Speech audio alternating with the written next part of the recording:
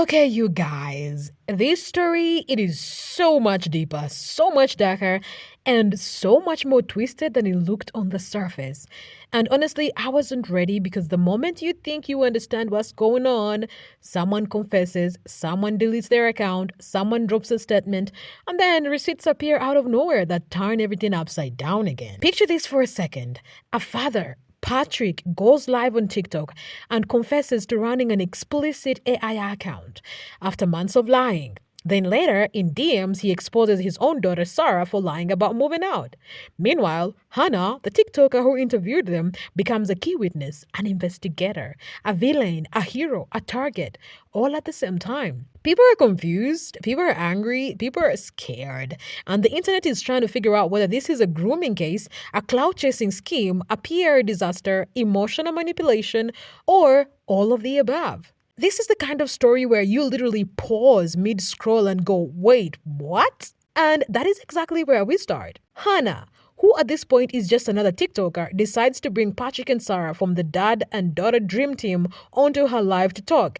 And honestly, you can almost feel her energy through the screen. She isn't coming in with pitchforks. She isn't making accusations. She genuinely wants to understand. She wants clarity. She wants transparency, and she wants it directly from them, face to face, real time. And you can tell she walks into that live thinking it's going to be one of those calm, steady conversations where she simply asks questions and lets them speak. Like, she's not even trying to attack them. She just wants the why of everything. She wants to understand the family dynamic, their choices, the controversies, and why millions of people are so uncomfortable watching them online. But during this live, out of absolutely nowhere, Patrick drops something no one expected. He admits openly, without hesitation, to being behind the Ariala AI account, the same explicit AI account that was posting graphic AI generated images behind a paywall. Honestly, you know what? Fuck it. Honestly, yeah, I created the Ariel account. I made that account. Patrick, thank you. And when I say the internet froze, I mean the internet comment section stopped breathing. Because for months, he denied this account. He denied it so confidently that people began second guessing their own observations. He swore he did not know anything. He treated the accusation like it was ridiculous, like it was slander. But the receipts never lied. TikTok detectives had already noticed Sarah lip syncing to a song generated by that exact AI account. The same voice, the same style, the same watermark, everything. So the question became, why would Sarah promote content from an account Patrick had no connection to?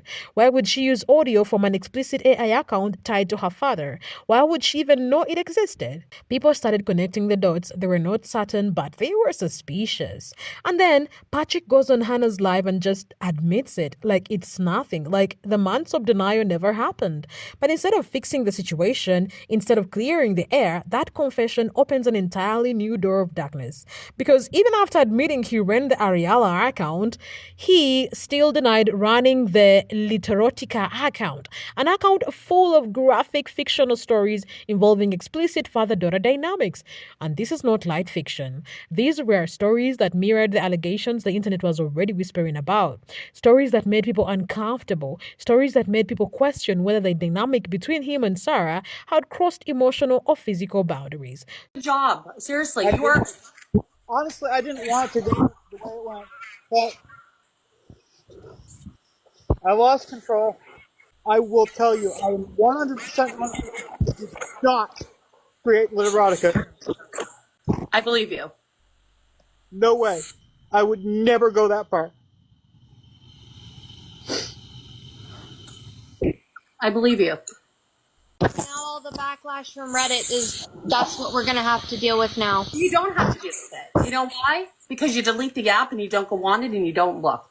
Because at the end of the day, the people on Reddit are just people behind a username and not showing their faces. A lot of people in the messages were saying God forgives and you did amazing. So, Hannah tries to go deeper. She tries to understand more. She tries to get clarity. She tries to schedule another live interview, but But Patrick avoids that. Instead, he moves the conversation from Instagram DMs, where he probably feels safer, less exposed, and more in control. And you can immediately feel the tone shift. He goes from calm to defensive. He writes, "The truth is the truth no matter what. I have never done anything to harm or groom my family. I have never even thought about it. I'm just a father trying to give my family the best life I can. Did I go too far and make a horrible mistake one time? Yes. I own up to that, but I will not admit to things I never did or accounts I have never seen. So there it is, the truth." And I don't know about you guys, but every time he says truth, I get this weird feeling in my stomach because historically, every time he says that word, a new contradiction appears a few days later. The way he leans on the word truth like it's his shield makes it feel even more dishonest. It's like the louder he says it, the less believable it becomes. Hana, still maintaining her calm tone, replies gently because she knows if she presses too hard, he'll shut down completely. She says, "I understand that is your truth. People from your past have started to talk and are stating otherwise. I'm talking like 10 years ago, 10 years plus ago. I'm just trying to understand why people would want to hurt you if it's not true." And you can almost see her trying to balance empathy with investigation. She isn't accusing, she's trying to make him open up more. Patrick responds with something I like to call the pity card. He leans into innocence, victimhood, this narrative of poor me, hoping that emotional appeal will distract from the facts. I wish the hell I knew. I have always been nice to everyone unless they're not nice to me. I have had friends and most people I meet like me, at least to my face. I have no idea why anyone would be telling things that are not true. Take a nice hot shower tonight. The great thing is you have your relationship with Sarah, your wife, your child, and you can only move forward. You know, pray about it, open up your Bible, find a good scripture that makes you feel at peace, and just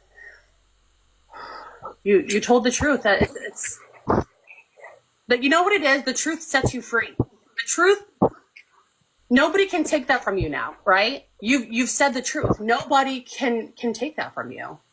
And of course you're going to worry because that is human nature. We're all going to have anxiety and worry about things that we do when we say out loud, you know, but just stay off Reddit because that will torture your brain. But this argument doesn't hold because no one wakes up one day and randomly accuses someone of something this severe for no reason.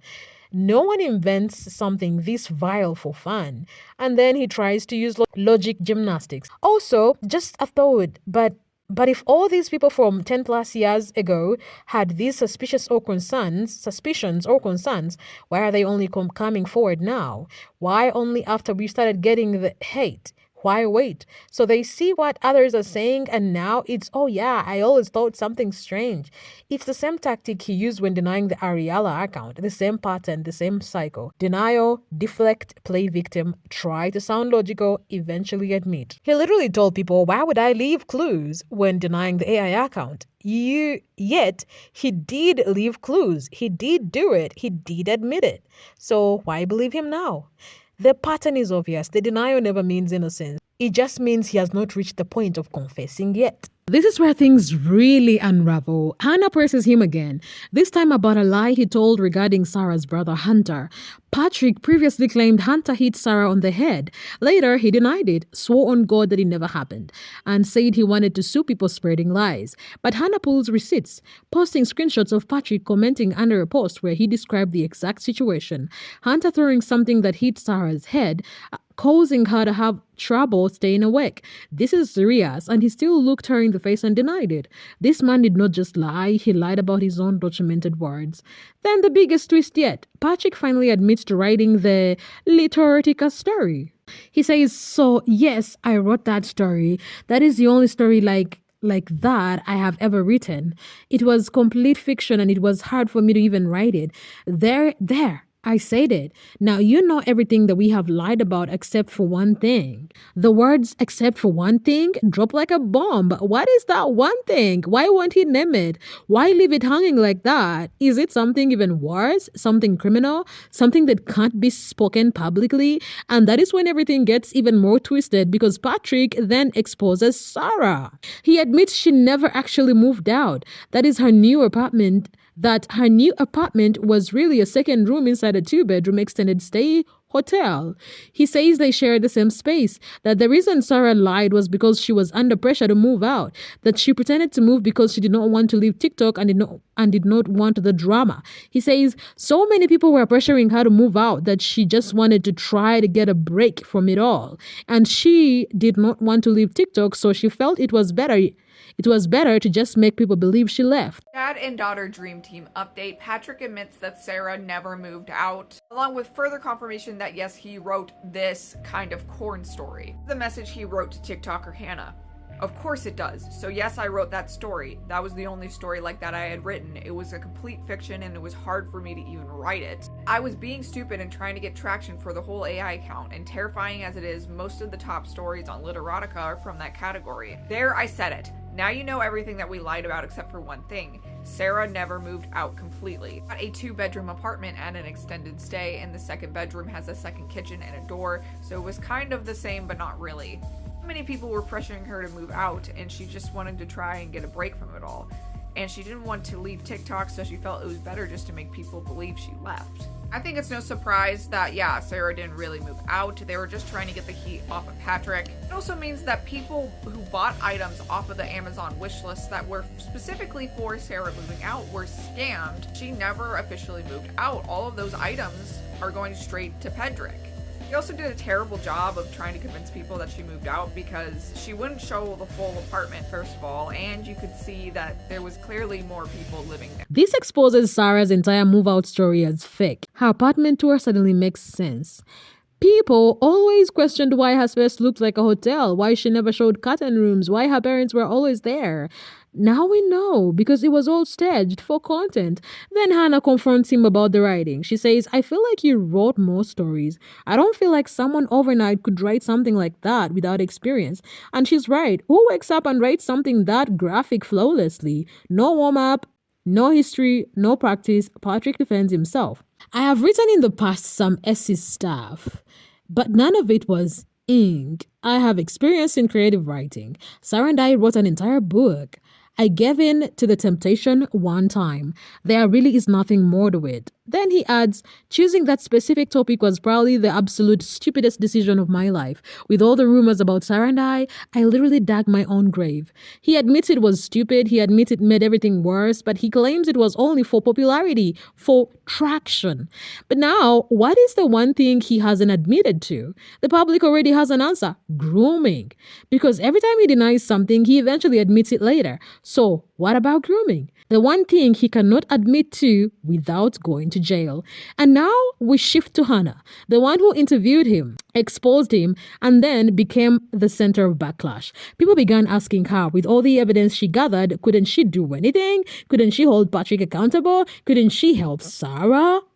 Hana responds saying CPS had already visited multiple times, that she couldn't do anything more, and the internet flipped on her. People accused her of being too soft, of comforting Patrick, of planning something with him, of manipulating the situation, of doing things for clout. So Hana went from this, Yeah, I think Sarah's safe for the most part right now. Yeah, she's also a victim for sure. to then saying this. I told him straight up, I'm like, I think you're a liar and I think more happened and you're just not going to be honest. I said, why would you? Why would you tell the truth on that part?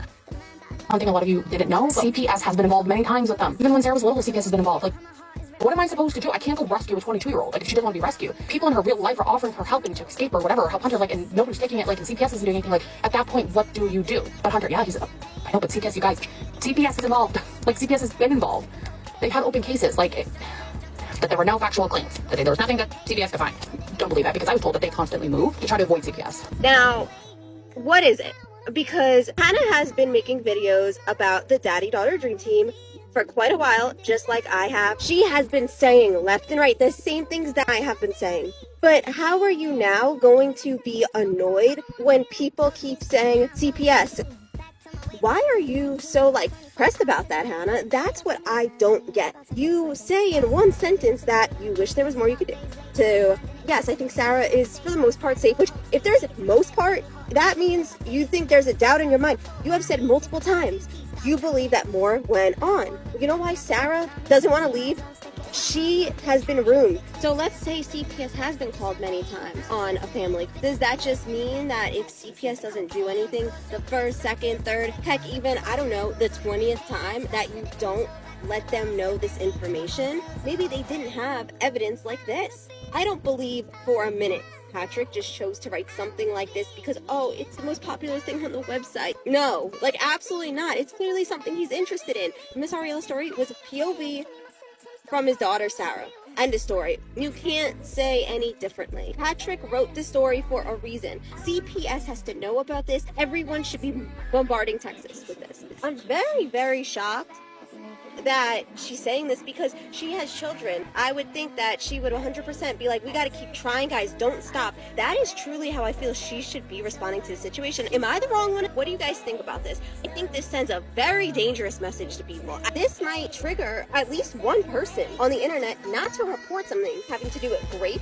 CPS, or anything like that because of a message like this.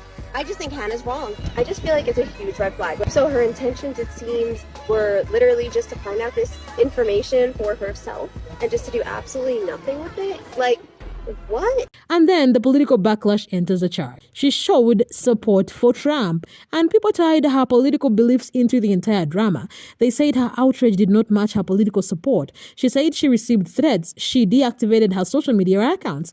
Then she returns with a statement explaining everything. She says she isn't related to Patrick. She was only doing a live. Patrick hadn't done anything illegal. She was soft on him so he would confess. She donated the money she made during the live. She was sorry for offending people. She wanted to be out of the situation. She wasn't clout chasing. She used Reddit and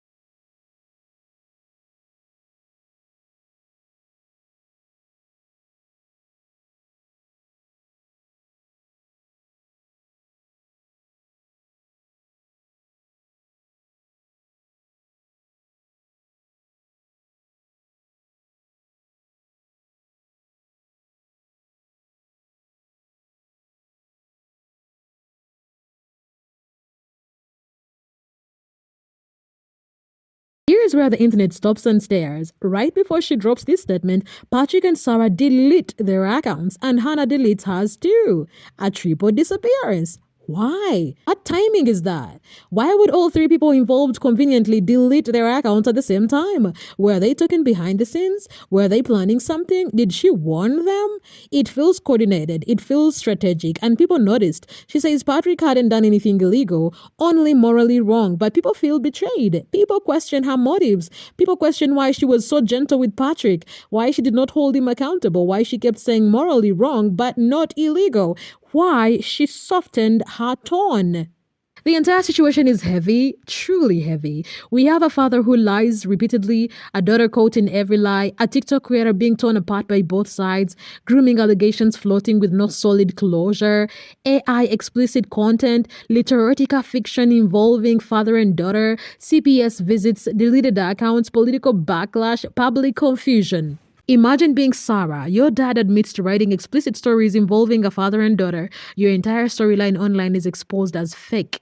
Your move out was staged. Your apartment was really your dad's hotel room. Your independent storyline was for donations. Your Amazon wish list was for sympathy. Imagine being Hana, attacked for exposing, attacked for being too soft, attacked for her politics, attacked for helping, attacked for not helping enough. 1 minute she's praised for exposing Patrick, the next she's accused of working with him. Imagine being Patrick, lying, denying, confessing, denying again, confessing again, and always leaving that one thing hanging. What would you do if you were in the middle of this chaos? Do the receipts prove grooming, or do they only prove manipulation and lies? Should CPS be called again? Should law enforcement intervene? Should the public stay involved? Because when a man lies so effortlessly, so frequently, so confidently, how do we know where the truth ends and the lies begin? So now we're left with one massive, unsettling, stomach-dropping question that honestly keeps looping in my mind like a soundtrack I cannot switch off. What is this one thing Patrick refuses to admit,